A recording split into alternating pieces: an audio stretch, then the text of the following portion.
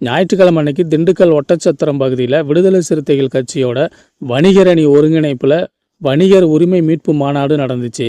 திமுக அமைச்சர்கள் மற்றும் சட்டமன்ற உறுப்பினர்கள் இன்னும் பிற கூட்டணி கட்சி நிர்வாகிகள் அனைவரும் கலந்துகிட்ட இந்த கூட்டத்தில் விடுதலை சிறுத்தைகள் கட்சியின் தலைவர் முனைவர் எழுச்சி தமிழர் தொல் திருமாவளவன் அவர்கள் கலந்துகிட்டாரு.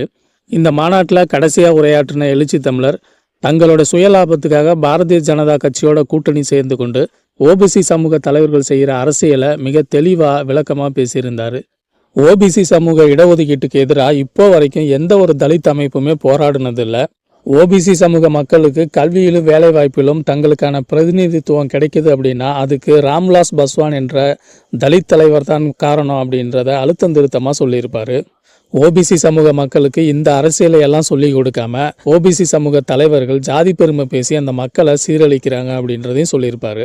கொஞ்ச நாளைக்கு முன்னாடி பாமக நிறுவனர் மருத்துவர் ராமதாஸ் அவர்கள் ஒரு மேடையில் தொண்டர்களை பார்த்து பேசும்போது நாம் எல்லாம் ஆண்ட பரம்பரைகள், நாம் வீரத்தோடு இருக்கணும், நெஞ்ச நிமித்தி தோலை உயர்த்தி என்று வீரம் காட்டணும் அப்படிங்கிற மாதிரி பேசியிருப்பார். ராமதாஸ் பேசின அந்த வசனத்தை அவர் மாதிரியே எழுச்சி தமிழர் அவர்கள் பேசி அவர் மாதிரியே செய்கை செஞ்சு மேடையில் அசத்தியிருப்பார். இது விபி சிங்கு தெரியும், பிஜேபி இதுக்கு சப்போர்ட் பண்ண மாட்டான், ஆட்சியை கவிழ்த்துருவான், ஆட்சி போனாலும் பரவாயில்ல, ஓபிசி இடஒதுக்கீட்டை உறுதிப்படுத்திடுவோம். எப்பேற்பட்ட ஒரு தியாகி பாருங்க விபி சிங், எவ்வளவு பெரிய சிந்தனையாளர், எவ்வளவு பெரிய மனிதநேயம் உள்ளவர்.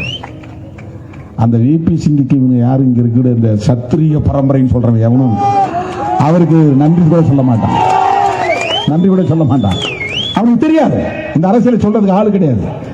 வெறும் இங்க தமிழ்நாட்டில் கூட சாதி அரசியலை சொல்றதுதான் ஆள் இருக்கு. சத்திரியன் தோளை உயர்த்து, மறைந்திருந்து கல்லெடுத்து அடி, இதை சொல்லித்தரதான் தமிழ்நாட்டிலே அரசியல் தலைவர்கள் இருக்கிறார்கள். கேவலமான அரசியல்.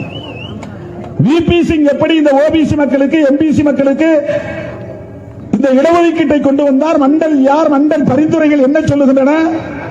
எப்படி இந்த இடஒதுக்கீடு வந்தது ஓபிசி மக்களுக்கு? அதில் அம்பேத்கருடைய பங்களிப்பு என்ன? பிபி மண்டல் கமிஷன் எப்படி நியமிக்கப்பட்டது? ராம்விலாஸ் பாஸ்வானுடைய பங்களிப்பு என்ன? இதெல்லாம் சொல்லித்தர இங்க ஆள் கிடையாது. அவன் எப்படி இங்க வந்து கொடியேற்றலாம், போய் பிடிங்கேறி திருமாவளவன் கூட இங்க பறக்கலாமா? ஓபிசி சமூக மக்களுக்கு எதிரான கட்சி பாஜக தான். ஓபிசி சமூக மக்கள் எதிர்க்கணும்னு நினச்சா பாஜகவை தான் எதிர்க்கணும்.